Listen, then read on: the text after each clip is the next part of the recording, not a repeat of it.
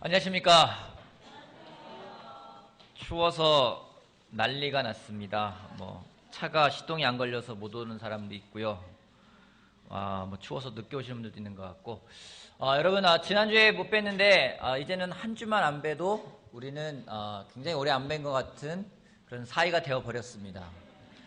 어쩔까요, 이 일을.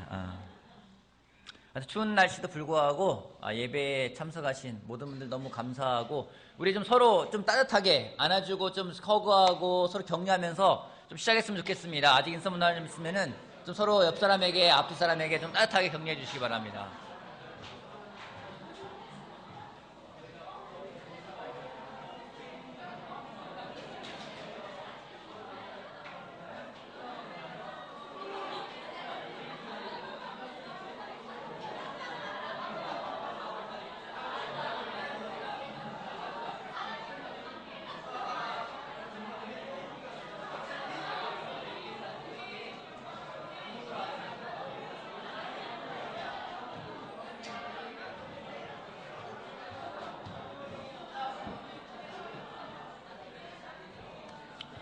자, 자리로 가서 앉아주시기 바랍니다.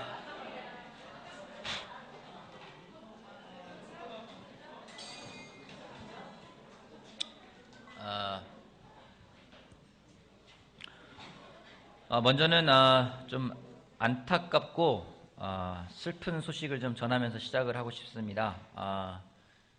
우리 한영희 아버님의 며느리이기도 하고요, 우리 한우진 형제의 아내이기도 했던 우리 권문배 자매가 오늘 새벽 1시에 갑자기 심정지가 와서 심폐소생술을 했는데도 불구하고 하나님의 부르심을 받아서 하늘나라로 갔습니다.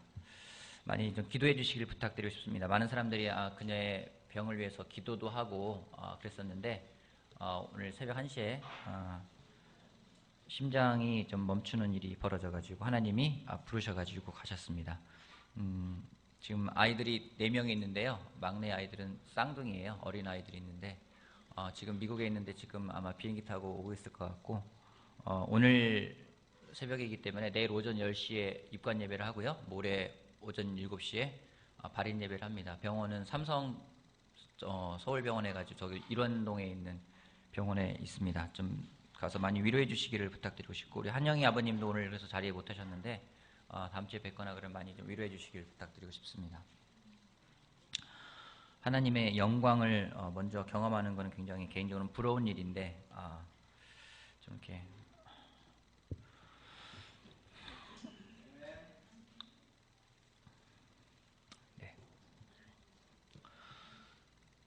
네. 지난주에는 우리 박광식 목사님이 와서 설교해 주셨는데, 여러분들이 따뜻하게 이렇게 환영해 주시고 반응해 주셔서 정말 많은 격려를 받았다고, 또 저희한테 와서 감사의 말씀을 전해 주셨습니다. 다시 한번 오신 목사님을 따뜻하게 맞아 주셔서 정말 감사를 드리고 싶습니다. 지난주에 저도 분당교회에 갔었는데요. 예전에 분당교회 가면은 되게 크다, 넓다 이런 생각 들었는데, 이번에 왔더니 왜 이렇게 좀 답답해 보이는지.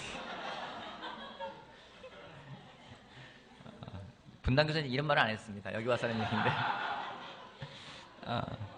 근데 한 가지 놀라운 거는, 저 사이즈는 저희랑 비슷한데요. 그 자리에 한 160명, 170명 하는 사람들이 꽉 찬 사람들이 모여서 같이 예배를 드리고, 정말 예배당이 이렇게 꽉 차서 어떻게 정말 비좁다라는 느낌이 들 정도로 많이 성장한 그런 모습을 보는 것이 참 기뻤고, 또 지난주에는, 지지난주군요. 거기 분당만 따로 팀 캠프를 먼저 갔는데, 거기에서 또 세례가 나와서 참 놀라운, 팀 세례가 나오는 걸 볼 수 있는 놀라운 그런 시간이었습니다. 또 우리 팀 캠프를 잘 끝나고 아마 지금쯤 다 오고 있을 거라 생각이 드는데, 팀 캠프가 잘 끝났습니다. 어제 서울하고 부산에서도 올라오고, 또 일산에 팀하고 팀 부모들이 같이 갔어요. 가서 팀 부모들은 팀 부모들끼리 같이 시간을 보내고 또 그런 시간을 가졌는데, 확실히 젊은 게 좋은 것 같습니다. 어제 그 추운 날씨에도 공차다 보니까 막 아이들이 반팔 입고 나와서 공차고, 그래서 아버지 팀하고 아이들 팀하고 나눠서 했는데, 우리 심판을 보던 우리 한 형제가 있었어요. 우리 박정민 형제가 심판을 보다가 너무 추워서 그냥 들어가 버렸어요.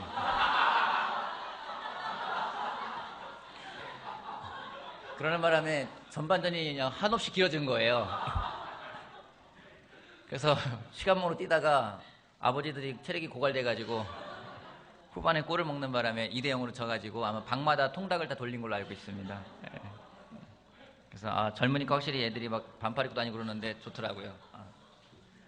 우리 일산에서도 일산에서도 7명이 가서 같이 또 좋은 시간을 보내고 왔는데 잘 놀고 재밌게 지내고, 내년에는 일산에 있는 사람들끼리만 먼저 같이 또 캠프를 가도 될 정도의 그런 인원이 되거든요. 그럼 내년 내후년 되면은 이제 여러분들 바빠질 수 있을 것 같은데 또 팀 부모가 얼마나 중요한지를 또 배울 수 있는 시간이어서 감사했고, 미리미리 배우는 것이 얼마나 중요한지 생각이 들었습니다. 오늘 설교 제목은 기도와 금식이 아니고는 이런 귀신 나갈 수 없다라는 제목을 가지고 같이 하겠습니다. 마가복음 5장 말씀 같이 보겠습니다. 마태복음 5장 말씀 보겠습니다. 우리 같이 기도하고 같이 말씀 같이 보도록 할게요. 기도하겠습니다. 하나님 아버지, 감사합니다. 날씨가 춥습니다. 정말 춥다라는 말이 저절로 나올 정도로 많이 춥습니다. 이런 추운 날씨를 무릅쓰고 우리 형제들 자매들이 함께 모여서 예배를 드릴 수 있다는 것이 얼마나 기쁘고 감사하고 즐거운 일인지 모르겠습니다. 하나님, 오늘 좀 슬픈 소식도 나누기도 하고 또 기쁜 소식도 나누기도 하고, 우리 삶 가운데 기쁜 소식, 슬픈 소식이 항상 공존하는 것 같습니다. 하나님, 그 가운데 정말 하나님을 놓치지 않게끔 도와주시길 바라고, 오늘 말씀을 전할 때 저의 마음을 주님 지켜주시길 바라고, 또 말씀을 전할 때 전해지는 말씀이 우리 형제들 자매들 이 자리에 있는 모든 사람들의 마음속에 심겨서 정말 30배, 60배, 100배의 결실을 맺는 그런 시간 되길 바라고 원합니다. 이 시간 사탄이 틈타지 않게 도와주시고 온전히 집중해서 하나님 말씀에 정말 집중할 수 있게끔 도와주시길 바랍니다. 감사합니다. 예수님의 이름으로 기도했습니다. 올해 우리가 경험할 일들이 있습니다. 이 자리에 있는 사람이 여러분들이 제자로 살아간다면은 반드시 경험할 일이 있습니다. 뭘까요?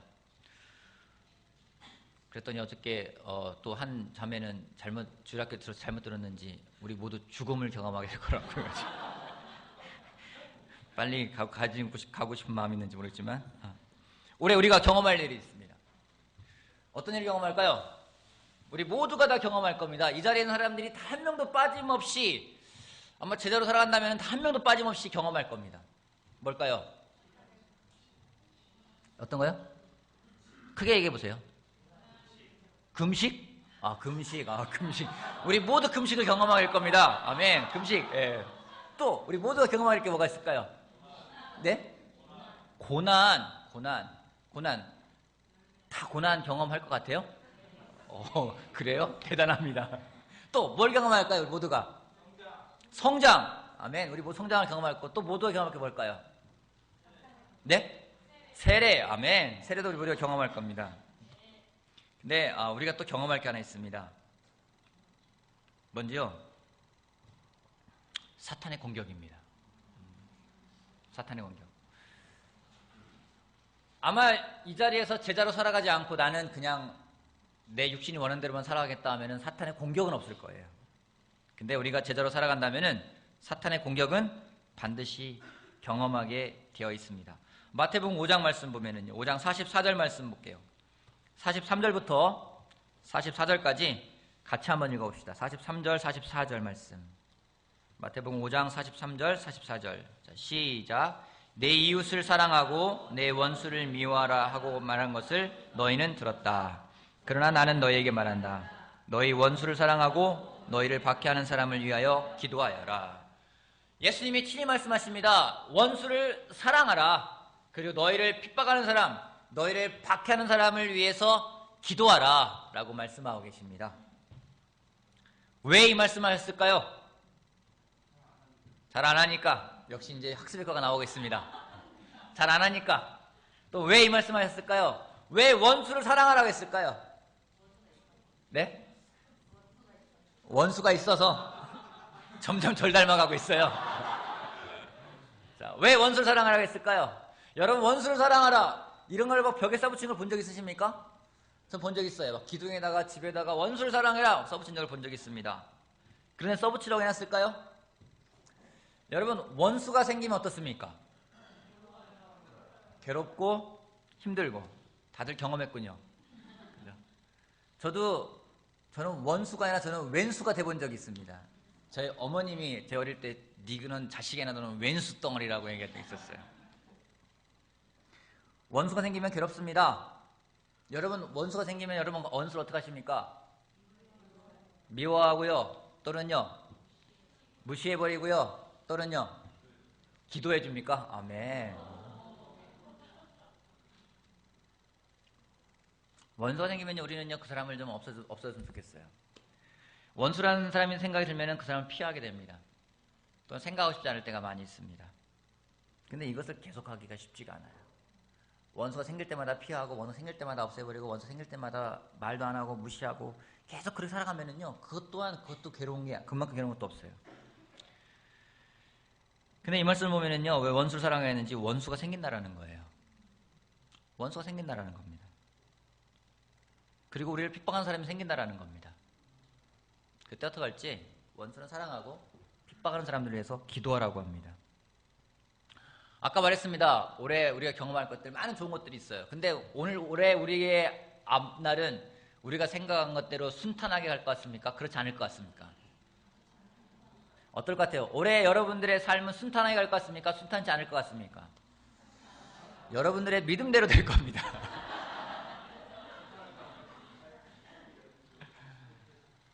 사탄이 지배하는 순간 이 세상에서의 삶은 우리가 원하는 것만큼 그렇게 순탄하게 가지는 않습니다. 사탄이 우리를 시기해요. 우리를 미워해요. 우리가 하나님 뜻대로 살아가려고 하면 사탄은 우리를 공격합니다. 어떻게든 하나님으로부터 떨어나게끔 하기 위해서 우리에게 많은 것들을 가져다 주기 때문에 우리의 삶은 순탄하지가 않습니다. 근데 이러한 핍박이 오기도 하고요. 그러한 일들은 주로 어떤 상황으로 오는 것보다도 내 주변에 있는 사람들로부터 오는 거예요. 사랑했던 사람이 원수가 되기도 하고요.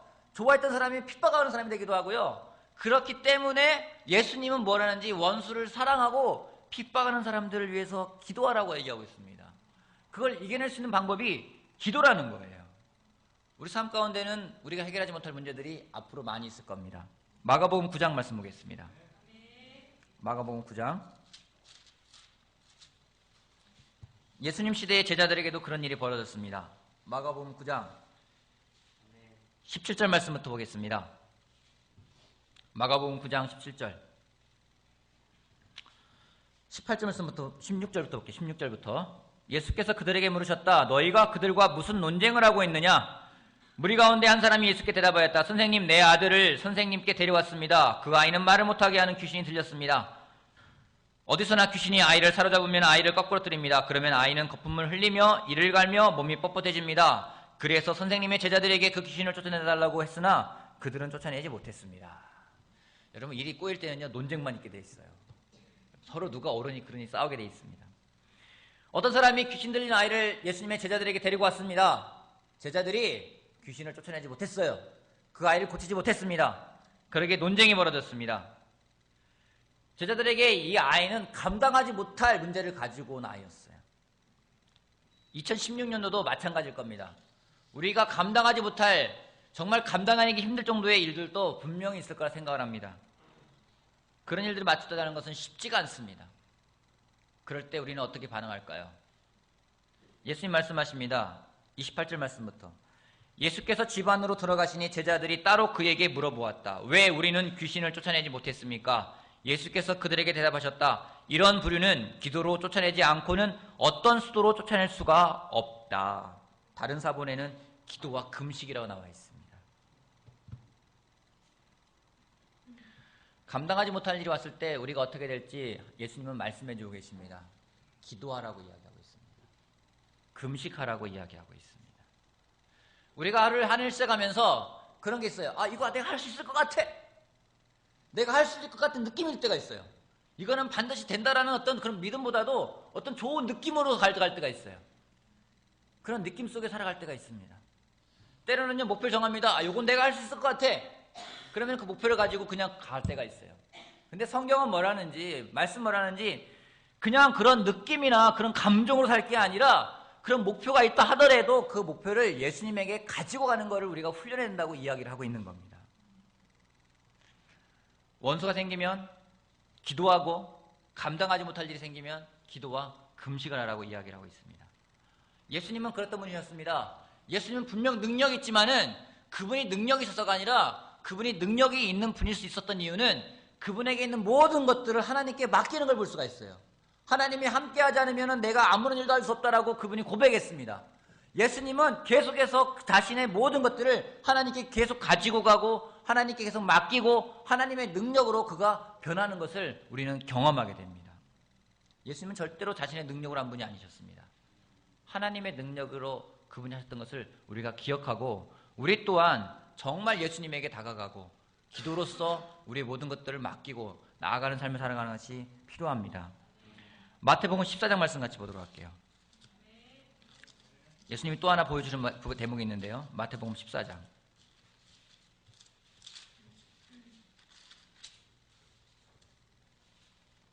오병이의 기적이 벌어집니다. 남자만 5,000명, 여자와 아이들까지 합치면 10,000명이 넘는 사람일 거라고 생각을 하고 있습니다. 그 사람들을 다 먹였어요. 여러분 참 그 장면이 어땠을 것 같아요? 10,000명이 함께 식사를 해요. 혹시 본 적 있으십니까? 혹시 여러분이 볼 때 제일 많은 사람이 함께 식사한 적이 몇 명입니까? 뭐 주블리 같은 데 가더라도 뭐 많아야 1,000명? 그 정도잖아요. 여러분 우리가 지난해 강화도에서 고기를 구워 먹을 때 한 100명 넘기는 사람이 같이 구워 먹었어요. 그거의 100배. 어떨 것 같아요?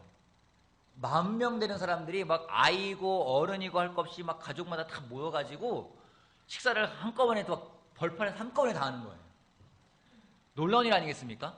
여러분들에게 정말 그런 사람들을 먹여야 되는 걱정이 있었는데 그것이 한순간에 딱 해결이 됐어요. 그때 기분이 어떨까요? 어마어마한 기분일 겁니다. 근데 예수님이 하신 게 있습니다. 14장 22절부터 23절까지. 예수께서는 곧 제자들을 재촉하여 배에 태워서 자기보다 먼저 건너편으로 가게 하시고 그동안에 무리를 헤쳐보내셨다. 무리를 헤쳐보내신 뒤에 예수께서는 따로 기도하시려고 산에 올라가셨다. 날이 이미 저물었을 때 예수께서는 홀로 거기에 계셨다. 예수님이 5,000명을 먹이십니다. 그리고 제자들을 막 서둘러 보내세요. 니네 빨리 먼저 가. 막 보내세요. 그리고 예수님은 산에 올라가셨어요. 왜 산에 올라가셨나요? 기도하시라. 그러면 예수님은 왜 그때 산으로 가서 기도를 하셨을까요? 네? 감사기도. 예수님은 산에 왜 기도하러 올라가셨을까요? 제자들은 다 먼저 보냈어요. 그리고 예수님은 산에 올라가서 기도하셨어요. 왜 산에 올라가서 기도하셨을까요? 제가 가지고 있는 인사이트입니다. 엄청난 숫자의 사람들을 먹이고 예수님은 제자를 먼저 떠나보내고 뒷정리를 하십니다. 예수님 기분이 어땠을까요? 뿌듯했을 것 같아요. 여러분 그런 적 있으십니까? 뭔가 큰 일을 해냈다. 어려운 일을 해냈다. 근데 막 기분이 좋은 거예요. 그죠? 그런 적 있으십니까? 왜 그런 경험이 한 번도 없는 사람처럼 뭔가 열심히 공부를 했어요. 열심히 정말 밤새 공부했어요. 근데 합격했어요. 기분 좋죠? 그리고 여러분 팀에서 어떤 프로젝트를 진행했습니다. 막 그게 대성공이 됐어요. 놀라운 결과 얻어냈어요. 그럼 기분이 어떻습니까? 기분이 좋죠? 그죠? 신영호 형제 그런 적 있으십니까? 막 팀에서 프로젝트를 했는데 개발했는데 막 정말 대박이 난 거예요. 있죠? 우리 막 우정 형제 그런 적 있어요? 막 좋은 일 했는데 정말 잘 돼가지고 막 시상도 해주고 막 기분 좋잖아요.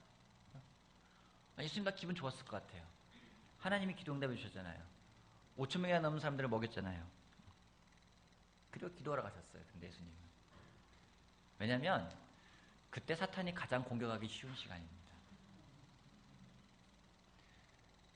일요일날 예배를 마치고 때로는 막 세례도 나오고 어떤 행사가 끝나잖아요. 행사 다 끝나고 나서 행사 너무 놀라웠다. 사람들이 와서 막 반응도 합니다. 좋았다. 막 그렇게 얘기를 하고 나면은요.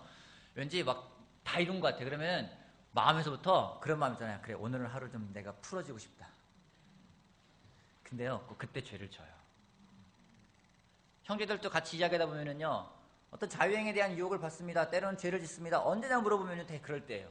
지쳤을 때, 뭔가 일을 많이 했을 때, 뭔가 일이 끝났을 때, 긴장이 풀렸을 때, 그때 그런 고백들을 할 때가 많이 있습니다.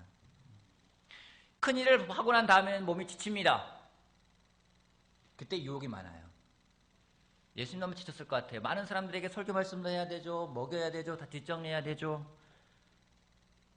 어쩌면은 유혹도 많았을 것 같아요. 역시 나는 해냈어. 뭔가 자기의 영광을 돌리고 싶고 칭찬하고 싶은 마음도 있었을지 모르겠습니다. 근데 예수님이 그렇게 하지 않으셨어요. 예수님은 큰 기적의 시작도 기도로 하셨고 큰 기적의 마무리 또한 기도로 하시는 모습을 볼 수가 있습니다. 예수님의 삶은 기도가 몸에 배어있는 분이셨었어요. 어쩌면 우리가 놀라운 일을 하고자 합니다. 오직 예수라는 시대는요, 이건 제가 생각하면 생각할수록 정말 우리가 어마어마한 계획을 세운 거예요. 이 세상에서 예수님만을 생각하고 예수님만을 바라보고 나가겠다는 것은 아주 굉장히 놀라운 일을 우리가 하고 있는 겁니다. 어떻게 시작할지 우리가 기도로 시작하는 게 필요해요. 그리고 지난주에 나눠졌겠지만 우리가 많은 행사가 많이 있습니다. 행사가 끝날 때마다 우리가 할 게 무엇인지 우리가 기도하는 게 필요합니다. 하나님과 연결되지 않으면은요, 자꾸만 하나님께 연결되지 않고 연결되지 않으면은요, 사탄은 계속 공격해 온다는 거죠. 그걸 막아낼 수 있는 것은 기도하는 겁니다. 예수님은 좋을 때 기도하셨습니다. 예수님은 나쁠 때 기도하셨습니다. 예수님은 감당할 수 없을 때도 기도하셨습니다. 기도하셨습니다. 우리 또한 기도할 수 있는 사람들이 되길 바라겠습니다. 누가복음 9장 말씀 볼게요. 누가복음 9장. 또 하나 보면 예수님이 기도하는 모습이 또 하나 나오는데요. 9장 28절 말씀부터 29절까지 우리 한 목소리 읽어봅시다. 28절부터 29절까지. 누가복음 9장 28절. 누가복음 9장 28절. 자, 같이 읽어봅시다. 28절 시작.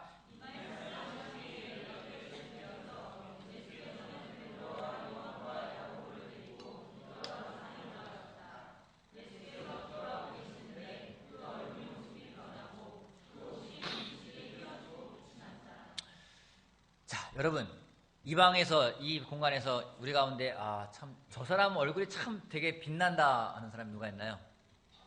누가 있습니까? 저를 좀 봐주십시오. 저를 봐주십시오. 고개를 들어주십시오. 괜찮습니다. 누가 빛나는지 얼굴 좀 보고 싶습니다. 강현이 다음에 얼굴이 좀 빛나는 것 같은데 아닌가요? 강현이 다음에 예, 빛나는 것 같은데 아니, 우리 나리아 다음에도 오늘 좀 머리 많이 발랐나 봐요? 빛나는 것 같은데. 형제들 가운데 누가 얼굴 좀 형제들 가운데 얼굴 빛나는 사람이 누굽니까? 누가 얼굴이 빛납니까? 저기 뒤에 명환 형제도 오늘 얼굴이 좀 빛나는 것 같은데 좀 피부가 원래 하얀가요? 네?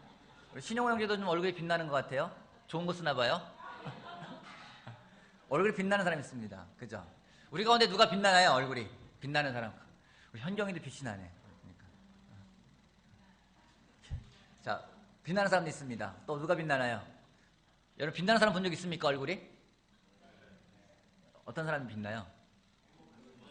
웃는 사람. 웃는 사람 빛납니다.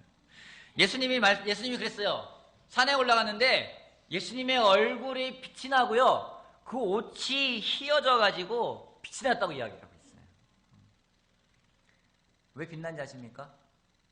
언제 빛난지 아십니까? 예수님이 기도할 때 그런 일이 벌어졌어요. 2016년 난 올해 변화가 필요하다 하시는 분 손 한번 들어주세요. 난 변화가 필요하다. 자, 기억하겠습니다. 변화가 필요하다.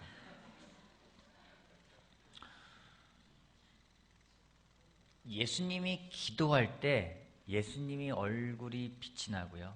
예수님이 기도하셨을 때 예수님이 옷이 빛이 났습니다. 예수님이 변화했던 모습은 예수님이 기도하셨기 때문이었습니다. 예수님을 빛나게 한 것은 예수님의 기도였습니다. 여러분 변화하고 싶으면 여러분 기도하십시오. 기도는 사람을 변화시킵니다. 기도는 기도하는 사람을 변화시킵니다. 기도가 다른 사람을 변화시키는 건 솔직히 힘든 것 같아요. 근데 기도는요, 기도하는 사람을 변화시켜요. 여러분이 변화되길 원하면요, 누군가한테 날 위해 기도해달라는 말도 필요하지만 여러분이 먼저 기도하십시오. 기도는 기도하는 사람을 변화시키는 능력이 있습니다. 우리가 어떻게 빛날 수 있겠습니까? 우리가 어떻게 하면 빛날 수 있을까요? 우리가 얼굴에 정말로 더 막 빛나는 그 블링블링한 것들 많이 바르고 막 샤방샤방한 것들 막 바르고 그런 빛이 날 수 있을까요? 우리가 정말 어떻게 빛날 수 있을까요? 우리의 언변으로 우리가 빛날 수 있을지 모르겠어요. 우리의 외모로 우리를 빛낼 수 있을지도 모르겠어요. 우리가 가지고 있는 걸로 우리가 빛을 낼 수 있을지 모르겠어요. 근데 정말 우리를 빛나게 하는 건요, 우리가 하나님에게 기도하는 모습을 가져갈 때 우리는 변화하는 것을 경험할 수 있을 겁니다. 기도로 예수님은 변하셨습니다. 기도로 모든 것을 끝내셨습니다. 그리고 항상 기도하는 모습을 가져가는 예수님을 볼 때요, 우리가 기도하지 아니할 수가 없습니다. 우리가 기도하는 게 필요합니다. 예수님처럼 기도하는 게 필요합니다. 그때 예수님 같은 기적도 경험하고 예수님 같은 승리도 경험하고 예수님 같은 변화도 분명 경험할 거라고 우리는 확신합니다. 기도하는 우리가 되길 바라겠습니다. 아멘. 근데 기도를 해야 되는데요, 어떻게 기도해야 될까요? 예수님처럼? 어떻게 기도하면 될까요? 예수님처럼 기도하면 돼요. 근데 어떻게 하는 게 예수님처럼 하는 기도일까요? 산에 가서? 누가복음 11장 볼게요. 누가복음 11장. 예수님이 참 많은 걸 남겨주고 가셔서 정말 감사해요. 누가복음 11장 1절 말씀부터. 예수께서 어떤 곳에서 기도를 하고 계셨는데 기도를 마치셨을 때 그의 제자들 가운데 한 사람이 그에게 말하였다. 11장 1절. 주님, 요한이 자기 제자들에게 기도하는 것을 가르쳐 준 것 같이 우리에게도 그것을 가르쳐 주십시오. 예수께서 그들에게 말씀하셨다. 너희는 기도할 때 이렇게 말하여라. 아버지, 그 이름을 거룩하게 하여 주시고 그 나라를 오게 하여 주십시오. 날마다 우리에게 필요한 양식을 내려 주십시오. 우리의 죄를 용서하여 주십시오. 우리에게 빚진 모든 사람을 우리가 용서합니다. 우리를 시험에 들게 않게 하여 주십시오. 예수께서 그들에게 말씀하셨다. 너희 가운데 누구에게 친구가 있다고 하자. 그가 밤중에 그 친구에게 찾아가서 그에게 말하기를, 여보게, 내게 빵 3개를 구워주게. 내 친구가 여행 중에 내게 왔는데 그에게 내놓을 것이 없어서 그러네 할 때 그 사람이 안에서 대답하기를, 나를 괴롭히지 말게. 문은 이미 닫혔고 아이들과 나는 잠자리에 누웠네. 내가 지금 일어나서 자네의 청을 들어줄 수가 없네 하겠느냐? 내가 너희에게 말한다. 그 사람의 친구라는 이유로는 그가 일어나서 청을 들어주지 않을지라도 그가 졸라대는 것 때문에는 일어나서 필요한 것만큼 줄 것이다. 내가 너희에게 말한다. 구하여라. 그리하면 너희에게 주실 것이요. 찾아라. 그리하면 찾을 것이요. 문을 두드려라. 그리하면 너희에게 열어주실 것이다. 구하는 사람마다 받을 것이요. 찾는 사람마다 찾을 것이요. 문을 두드리는 사람에게 열어주실 것이다. 아멘. 제자들이 예수님한테 물어봤어요. 예수님, 요한이 자기 제자들에게 기도하는 법을 가르쳐줬는데 우리한테도 기도하는 법을 가르쳐 주십시오. 저는 이 질문을 어떤 제자가 있는지 모르겠지만 참 정말 잘했다는 얘기를 하고 싶어요. 우리가 기도하는 법에 대해서요, 배워야 돼요. 기도하지 않으면 배우지 않으면요, 우리 멋대로 구할 겁니다. 여러분, 여러분의 자녀들에게 기도하는 법을 가르쳐주고 계십니까? 누군가에게 기도하는 법을 가르쳐주고 있습니까? 어떻게 기도해야 되는지 가르쳐주고 계십니까? 여러분 혹시 배우고 있습니까? 기도하는 걸 배우지 않으면요, 우리가 원하는 대로 할 거란 얘기예요. 근데 분명 예수님이 제자들에게 어떻게 기도해야 될지에 대해서 분명하게 명확하게 가르쳐 주셨어요. 기도하는 법을 배워야 되고요, 또한 배운 것을 가르치는 게 필요합니다. 뭐라고 하셨습니까? 기도할 때 제일 먼저 아버지, 그의 이름을 거룩하게 하여 주시고, 아버지의 이름을 거룩하게 해달라고, 아버지의 이름이 거룩히 여김을 받게 해달라고 이야기를 하고 있어요. 이게 무슨 뜻일까요? 아버지의 이름을 거룩히 여김을 받게 하여 주옵시고, 아버지의 이름을 거룩하게 해달라는 게 뭘까요? 우리가 유혹이 옵니다. 어떤 유혹인지 아십니까? 뭔가 우리한테 영광이 올 때요, 이 영광이 내 영광인지 하나님의 영광인지 유혹이 와요. 우리는 쉽게 나한테 영광을 돌리고 싶어요. 내가 잘했어, 내가 기도했어, 내가 열심히 했어, 내가 노력했어. 중심이 내가 될 때가 있어요.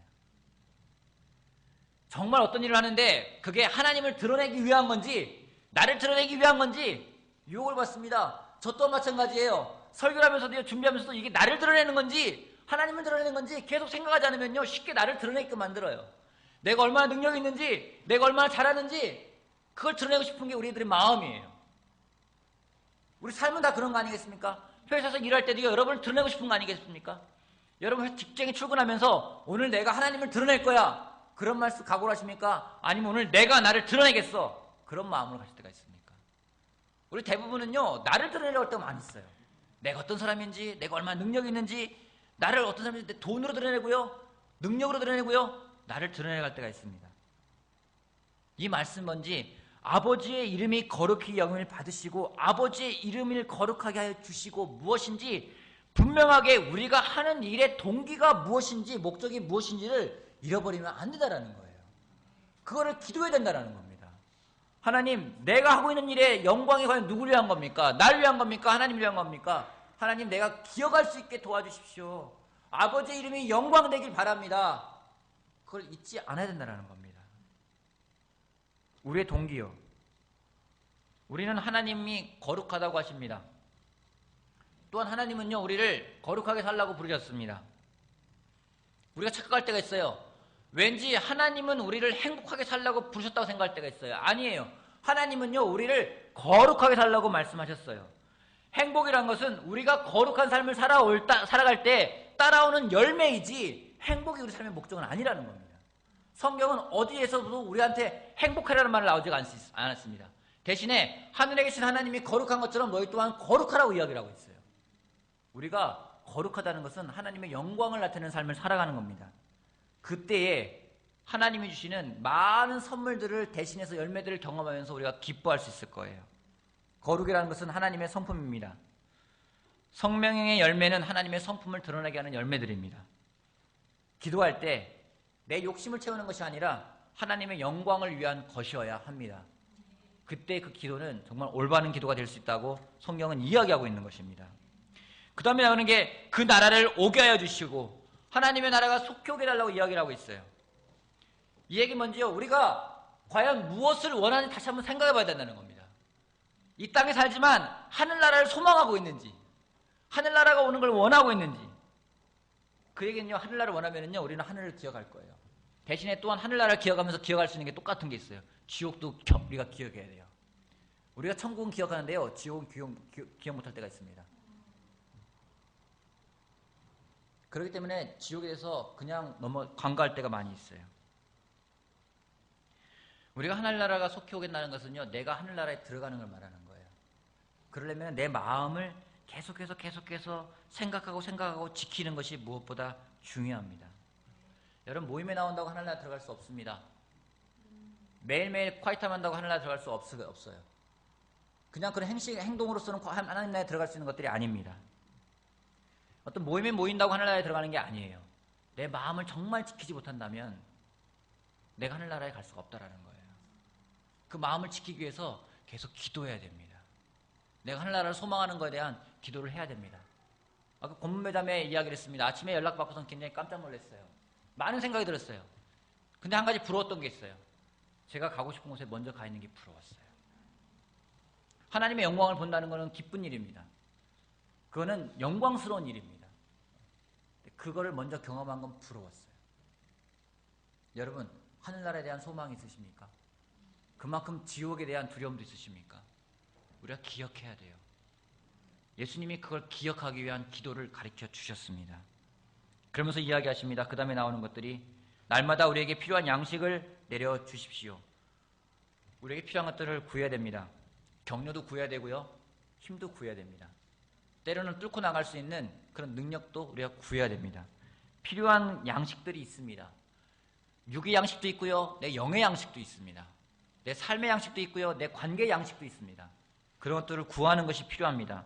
또한 우리의 죄 지은 마음들에 대해서 용서를 구하는 것뿐만 아니라 다른 사람의 마음도 우리가 다룰 수 있어야 됩니다. 나에게 내 죄를 용서하신 것처럼 다른 사람의 죄도 용서할 수 있는 내 마음을 다루는 것이 또한 필요합니다. 예수님이 그렇게 말씀하셨어요. 우리를 시험에 들지 않게 해달라고 기도하라고 했어요.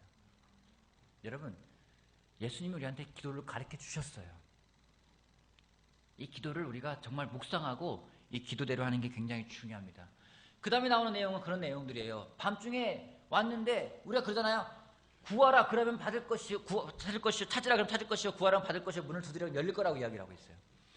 이거는 우리의 어떠한 원하는 것들에 대해서 막 두드리고 찾고 구하라는 얘기가 아니에요. 앞에 나와 있는 이 주기도문에 대해서 더 확신을 주기 위해서 예수님이 비유를 들으신 거예요. 한밤중에 친구가 찾아왔다고 치자. 그 친구에게 먹을 걸 줘야 되는데 먹을 게 없다. 그때 어떻게 되는지 구하라는 거예요. 그 얘기 뭔지, 우리가 인생에 여정이 있습니다. 인생은 여행이에요. 그렇지 않습니까?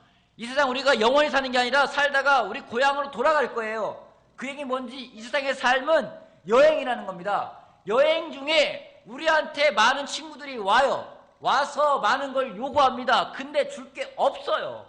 아내도 친구입니다. 내 여정 중에는 친구예요. 때로는 와서 요구합니다. 내가 줄 능력이 없어요. 아이도 내 친구입니다. 와서 요구합니다. 줄 게 없어요. 그때 뭘 할지 하나님에게 기도하라는 거예요. 하나님이 그러면은 그 기도를 들으시고 주겠다라는 겁니다. 단지 내 욕심을 채우기 위해서 찾고 구하고 문을 두드려서 여는 게 아니라 정말 앞에 있는 이 주기도문으로 인해서 이런 걸 주실 수 있는 분이기 때문에 그 하나님에게 주면은 우리 이 인생의 여정에서 필요한 것들을 하나님이 채워주실 거라고요. 누구 와서 전 도움 청할 때가 있습니다. 능력 안 될 때가 있어요. 어떻게 해야 돼요? 나 능력 없으니까 나한테 오지 마. 이럴까요? 아니라는 겁니다. 하나님한테 가서 하나님 친구 왔는데요. 빵을 달라고 하는데 저한테 빵이 없습니다. 주시겠습니까? 하나님 주실 거라는 거예요. 그런 마음을 가지고 기도하며 나가는 우리가 되길 바라겠습니다. 우리 여정에서 분명히 사탄도 올 겁니다. 우리를 칠 겁니다. 우리를 공격할 겁니다. 여러분 놀라운 사실 하나 알려드릴까요? 여러분 모두는 사탄의 타겟이에요. 무섭습니까? 사탄이 여러분을 타겟으로 삼고 있어요. 어떻게 공격할까요? 아까 말한 것처럼 여러분의 가장 가까운 사람이 공격할 수도 있고요. 여러분 생각하지 않은 방법으로 할 수도 있고요.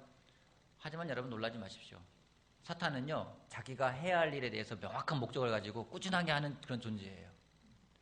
우리도요, 우리가 해야 될 일만 하면 되는 거예요. 기도하고 이겨내면 되는 겁니다. 근데 한 가지 놀라운 걸 하나 봤는데요. 마태복음 4장 말씀 같이 보겠습니다.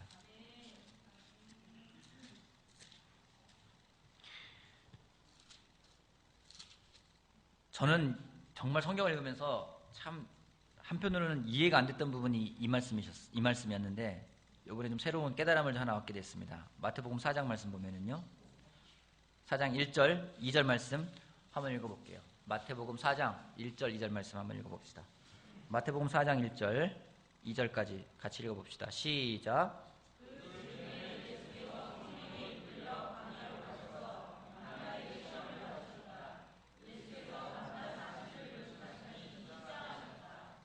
이 일은 언제 벌어졌는지 예수님이 세례를 받으셨습니다. 세례를 딱 받으시고 그 다음에 광야로 가셨습니다. 광야로 가서 뭐 하셨나요? 40일 동안 금식하시고 광야에서 뭐 했을까요? 기도하셨을 거고 광야에서 뭐 하셨을까요? 그런 기도와 금식을 한 다음에 사탄의 시험을 받으셨어요. 자매 여러분, 형제 여러분, 결혼한 형제들 가운데 물어보겠습니다. 나는 아침밥을, 아내가 차려주는 아침밥을 먹고 출근한다. 자신있게 흔들어 보세요. 이상명 형제. 한 명, 신동일 형제. 둘이에요? 놀랍네. 그럼 이렇게 봅시다. 나는 남편에게 아침밥을 꼭 차려준다. 예. 그렇군요. 야, 놀랍습니다. 차려주는데 안 먹는 것 뿐이었군요. 자매들이 안 차려주는 게 아니었어요. 남편들이 안 먹는 거였었어요. 다시 한번 물어볼게요. 나는 아침밥을 안 먹는다. 손 한번 들어주세요. 아침밥 안 먹는다. 박정희 형제. 소영이는 좋겠다. 그죠? 네. 안 차려주는 게 아니에요. 안 먹는 거예요. 그죠? 예, 안 차려주는 게 아니에요. 안 먹는 거예요. 오늘 아침을 먹고 오신 분 손 한번. 아침 먹었다. 안 차려주는 잘 먹고 다니시네요. 다들. 스스로는 사지르시구나. 아침 꼭 먹어야 되나요? 아침 먹고 출근하세요? 민호님 아침 먹고 출근하세요? 아침 왜 먹으세요? 하루를 견디기 위해서. 아침 한 끼로 하루를 견디시는군요. 우리 그래요. 먼 길 떠날 때 든든히 먹어. 그죠? 든든히 먹어. 먹고 힘내서 가야 돼. 올해 초에 시작할 때 지난주에 봤지만 할 일들이 참 많아요. 그죠? 또 벌써 나눠놓고 보면 할 일도 별로 없는데 그렇게 해놓으니까 되게 많아 보이더라고요. 그래서 할 일 진짜 많다.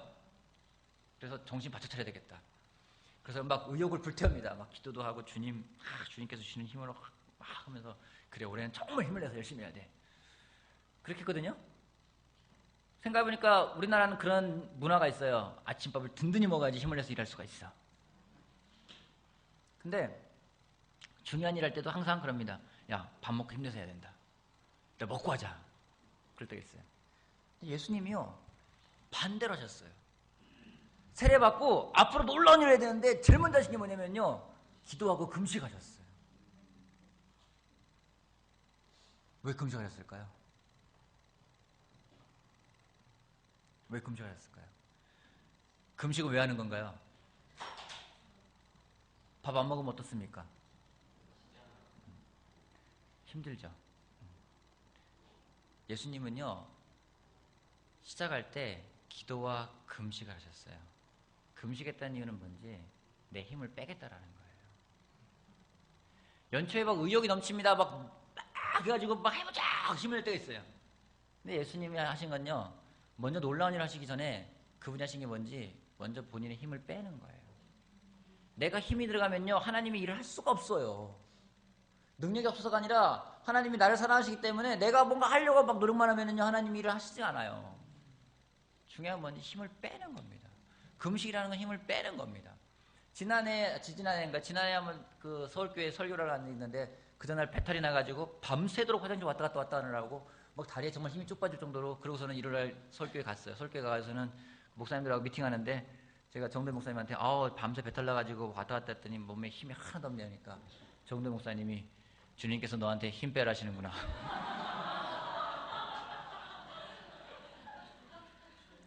금식이 그거예요. 하나님, 내 힘 빼겠습니다. 내 힘이 들어가지 않고 당신이 주는 힘으로 하겠습니다. 여러분, 의욕이 생길 때가 있습니다. 의욕이 생길 때 쉽게 안 하는 게 뭐냐면요, 우리는 기도 안 해요. 의욕이 생길 때 우리는 금식 안 합니다. 근데 의욕이 생길 때 더 해야 되는 게 기도하고 금식이라는 거예요. 예수님 얼마나 의욕이 생겼겠습니까? 세례까지 받으셨잖아요. 이제 일을 하시면 되는 거잖아요. 그때 예수님 하신 게 뭐냐면요, 그 큰 의욕이 있을 때에 더 금식하고 힘을 빼셨어요.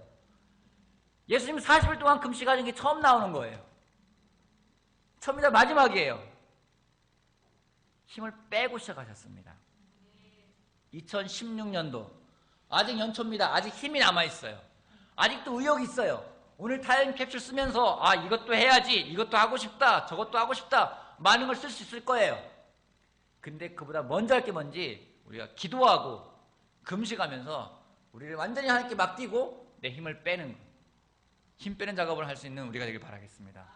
너무 감사한 게, 아까 우리 신동 형제가 얘기했어요. 우리 올해 할 것 다 할 게 있다고. 금식이라고요. 올해 우리가 힘을 많이 빼면 좋아요. 힘을 많이 빼면 뺄수록 하나님은 놀랍게 일할 거라 저는 믿습니다. 그런 기도와 금식으로써 올해 우리에게 다가오는 많은 귀신들을 내어 쫓고 사탄의 공격을 물리치고 하나님이 주는 놀라운 영광을 경험하는 우리 모두가 되길 바라겠습니다.